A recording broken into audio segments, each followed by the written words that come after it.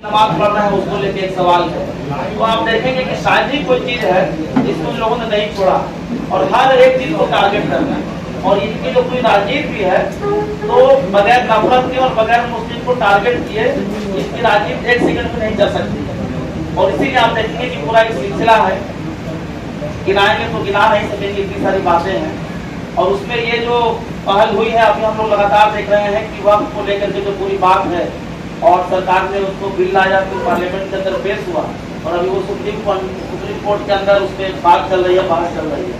मगर हम लोग ये भी देख रहे हैं कि सुप्रीम कोर्ट को ये अधिकार है कि पार्लियामेंट कोई कानून पास करती है तो उसकी संवैधानिक वैधता है कि नहीं, मतलब वो संविधान के दायरे में आता है कि नहीं, उसको वो चेक करे।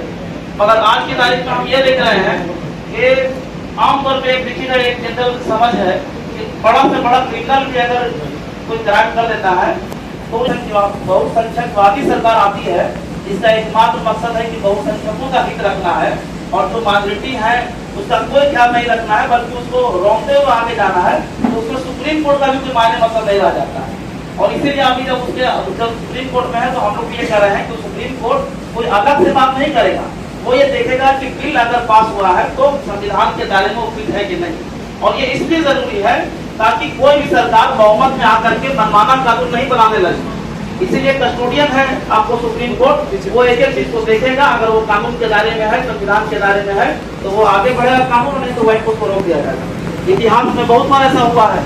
और दूसरा एक ये तरीका है कि जैसे हम लोग को याद होगा जब सरकार ने कृषि कानून लाया तो सरकार ने कहा दिया कि हम इस पर एकदम से नहीं हटेंगे, हटने का कोई सवाल नहीं है, मोदी सरकार झुकती नहीं है और पीछे हटने का सवाल नहीं है। मगर किसानों ने जो आंदोलन चलाया तो हम लोगों ने देखा कि मोदी सरकार घुटने पर आना पड़ा और वो कानून वापस लेना पड़ा। तो जनता की भी एक ताकत है। लोहिया ने भी कहा कि जिंदा कौमें जो है वो 5 साल का इंतजार नहीं कर रहे थे कि आप देखेंगे नॉर्थ बिहार में, उधर आप दरभंगा में, आप बेतिया में, मुजफ्फरपुर में बहुत सारे सेंटर्स के खिलाफ प्रोटेस्ट हुआ।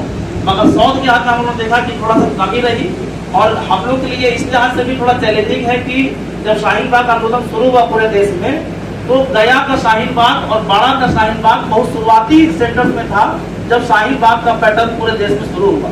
तो हम लोग के पास ये एक विरासत है, एक लीगेसी है कि जब भी इस तरह कोई कानून के खिलाफ बात आती है तो हम लोग जिंदा कौम होने का एक मुजाहरा करते हैं और तुरंत हम लोग सड़कों पर आते हैं। तो हम लोग के सामने ये ड्यूटी भी है कि अपने उस लीगेसी को हम लोग कंटिन्यू कर सकें।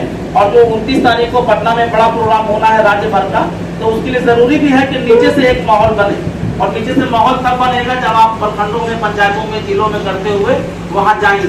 ताकि हमारा ये कहना है कि आज भी आप जाएंगे तो एक बड़ी आबादी है जो इसको लेकर के बहुत उसको डिटेल्स पता नहीं है। कई बार होता है कि हम जब पटना में अभी प्रोग्राम तय हुआ था इनकी तरफ से तो हम लोग जब गए तो जनरल एक मीडिया का अप्रोच है, वो तुरंत पहुंच जाएगा और जनरल लोगों से राय लेने लगेगा। तो हम लोगों ने कई लोग रोक रहे हैं कि मत बोलिए मत बोलिए। तो इससे क्या मैसेज आएगा? इससे ये मैसेज आएगा कि ये लोग मीडिया को फेस नहीं कर रहे हैं। जब आप एक डेमोक्रेटिक प्रोग्राम ले रहे हैं तो हम क्यों नहीं ये करें कि जो भी लोग यहाँ पर आ रहे हैं सबको हम इस लेवल पे समझा के लाएं कि वो हर सवाल का जवाब दे सके।